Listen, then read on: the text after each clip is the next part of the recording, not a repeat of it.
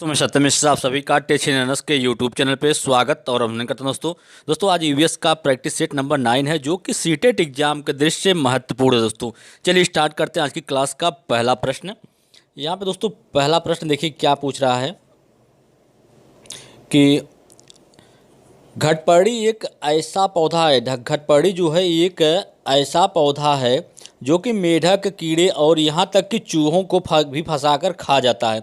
हमारे देश में यह पौधा कहाँ पाया जाता है? तो दोस्तों सबसे पहले आप जान लीजिए कि घटपड़ी क्या होता है। घटपड़ी एक प्रकार का पौधा होता है जो कि घड़े नुमा होता है और ऊपर का जो हिस्सा होता है उसका पत्ती से ढका हुआ होता है, ठीक है। और इसके अंदर से दोस्तों एक विशेष प्रकार की गंध आती है जो कि मेढक, कीड़े और यहाँ तक कि चूहों को भी उसी गंध के जरिए अपनी ओर आकर्षित करता है और उनको उसी में फंसा के उनका शिकार कर देता है, ठीक है। तो यह हमारे देश में यह पौधा कहाँ पाया जाता है? सबसे बड़ा सवाल है कि कहाँ पे पाया जाता है। अरुणाचल प्रदेश, मेघालय, असम, उड़ीसा।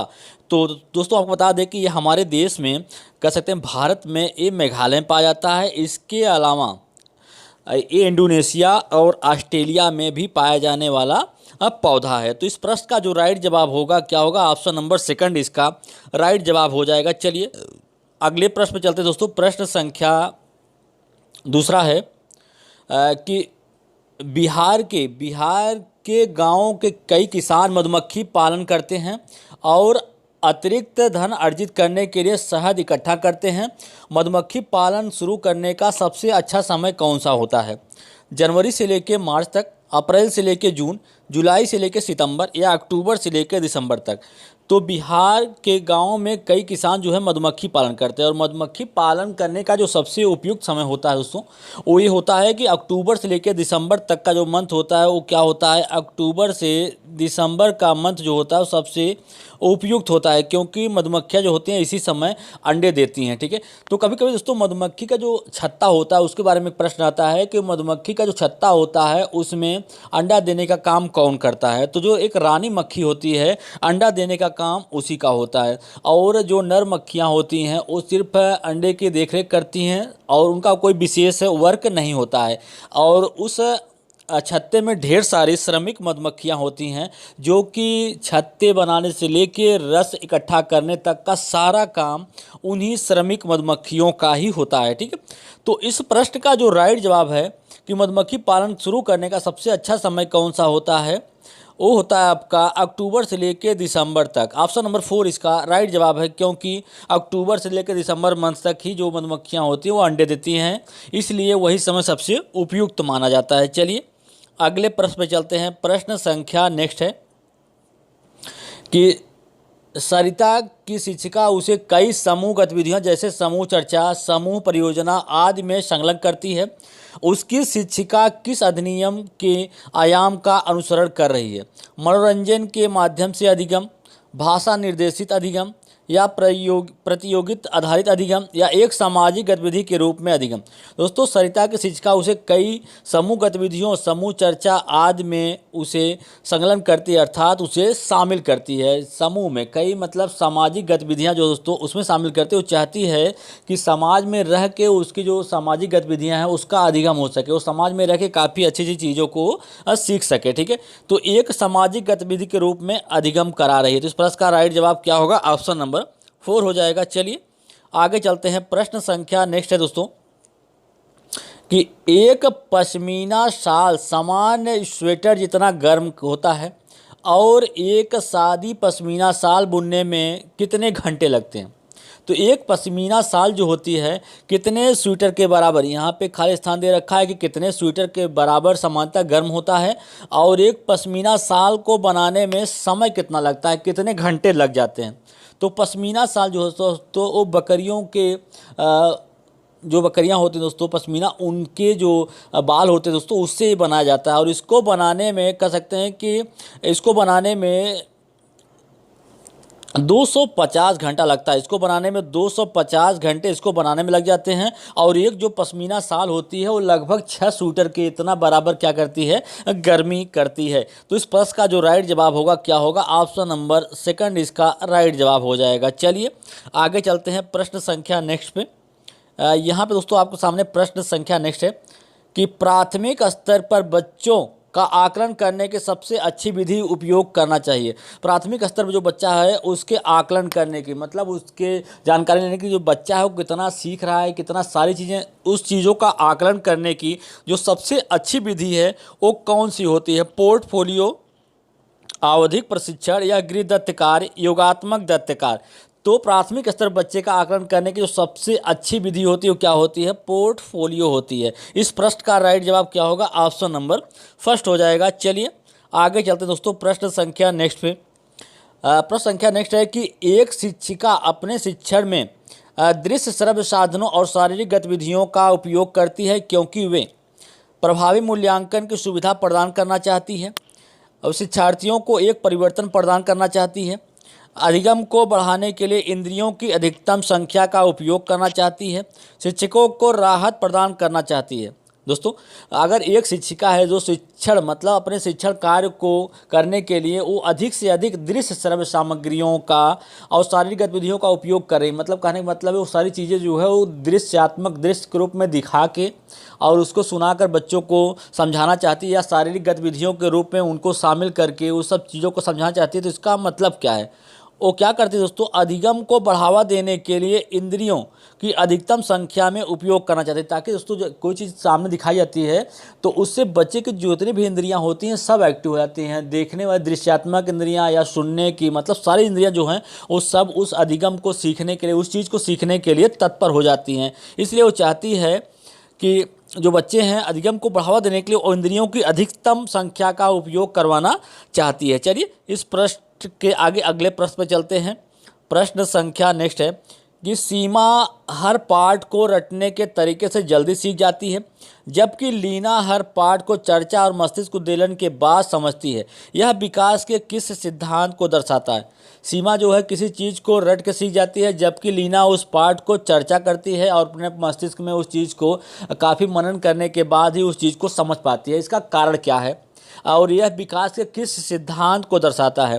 अंतर संबंधित होने का या व्यक्तिगत विभिन्नता का, सामान्य से विशिष्ट का, निरंतरता का सिद्धांत? दोस्तों, आप सभी को पता है कि विकास की जो प्रक्रिया होती है निरंतर चलती रहती है। एक पीढ़ी जैसे कई अवस्थाओं में विभाजित होती है, शैशवावस्था, बाल्यावस्था, किशोरावस्था, ठीक है, प्रौढ़ावस्था। तो कुछ विकास है आपके शैशवावस्था में, बाल्यावस्था में, फिर कुछ किशोरावस्था में। इस प्रकार से कहा जाता है कि जो बालक का विकास होता है वो निरंतरता के सिद्धांत का अनुसरण करता है, ठीक है।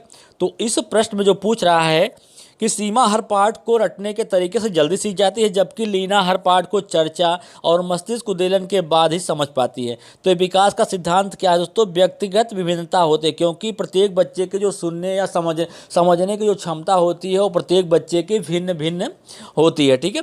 चलिए अगले प्रश्न में चलते हैं। प्रश्न संख्या नेक्स्ट है कि ईवीएस की एक पाठ्यपुस्तक में अभ्यास एवं गतिविधियों को प्रदान किया जाना चाहिए। एक ईवीएस की जो पाठ्य पुस्तक होती है उसमें अभ्यास और गतिविधियों को कहाँ पे प्रदान किया जाना चाहिए? कि इकाई के अंत में अगर पाठ समाप्त हो जाए उसके बाद, या अध्याय के अंत में, या विषयों में अंतर्निहित होना चाहिए, पुस्तक में अलग अलग स्थानों पे।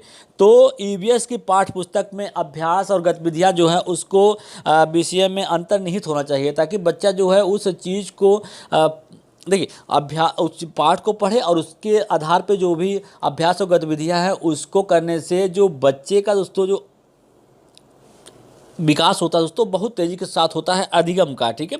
तो बच्चा इस तरीके से उस चीज़ को आसानी से समझता है और सीखता है कि और बच्चे का इस तरीके अगर अभ्यास और गतिविधियाँ शामिल रहती हैं तो शिक्षक को भी समझने में मौका मिल जाता है कि जो छात्र है या बच्चा है वो कितना अच्छे तरीके से सीख रहा है। अगर वो सीख नहीं पा रहा है तो उपचारात्मक शिक्षण की उपयोग करके उस चीज़ को सुधारा जा सकता है। तो इस प्रश्न का राइट जवाब क्या है? ऑप्शन नंबर थर्ड इसका राइट जवाब है। चलिए अगले प्रश्न में चलते हैं। प्रश्न संख्या नेक्स्ट है दोस्तों कि गोलकोंडा किला का निर्माण किसने करवाया था? चोल राजवंश ने, चालुक्य राजवंश ने, काकतीय राजवंश ने, या पल्लव राजवंश ने?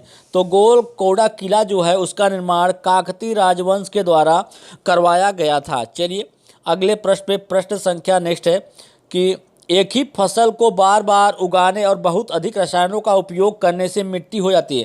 दोस्तों, एक ही फसल को अगर किसी भी मिट्टी में एक ही फसल को बार बार उगाएंगे और उसमें ढेर सारे रसायन का उपयोग करेंगे तो उसका कारण एक ही होता है, जो आपकी मिट्टी होती है उसकी जो उपजाऊ क्षमता होती है वो खत्म हो जाती है। कहने का मतलब है कि जो मिट्टी है वो बंजर हो जाती है। ठीक है, तो इस प्रश्न का राइट जवाब क्या हो जाएगा? ऑप्शन नंबर सेकंड इसका राइट जवाब होगा। चलिए आगे चलते हैं, प्रश्न संख्या नेक्स्ट है कि तरुण भारत संघ नामक समूह किससे संबंधित है? तरुण भारत संघ नामक जो समूह है दोस्तों, आपको बता दें कि तरुण भारत संघ नामक जो समूह है ये वनों और जल संरक्षण के समूह से दोस्तों, जो जल संरक्षण है उससे संबंधित होता है कि जो वन है उनकी देख रेख किया जाए, उनको सुरक्षा किया जाए, और इसके अलावा जो जल का संरक्षण, जल को किस प्रकार से बचाया जाए, इन सारी चीज़ों से संबंधित है तरुण भारत संघ। ठीक है, और इसमें दोस्तों इस प्रश्न का राइट जवाब क्या होगा? पुराने झीलों का पुनर्निर्माण से अधिगम में विशेष रूप से सक्षम बच्चों की मदद करना, स्कूलों में पका हुआ मध्याह्न भोजन उपलब्ध कराना, या EWS से संबंधित बच्चों के लिए मुफ्त कोचिंग कक्षाएं चलाना। तो तरुण भारत संघ दोस्तों जो है पुरानी झीलों के पुनर्निर्माण के लिए, कहने का मतलब है जल संरक्षण से ही संबंधित है। यहाँ पे पुरानी जो झीलें दोस्तों जो खत्म हो गई हैं, उनका जो दोस्तों किसी कारण से उसमें दिक्कत है या प्रॉब्लम है, तो पुरानी झीलों का पुनर्निर्माण करना, उनका फिर से निर्माण किया जाए ताकि जल की जो कमी हो रही है दोस्तों उसको पूरा किया जाए। चलिए आगे चलते हैं, प्रश्न संख्या नेक्स्ट है दोस्तों। आगे चलते हैं, देख लेते हैं कौन सा प्रश्न था। प्रश्न संख्या दोस्तों प्रश्न संख्या 12वां है।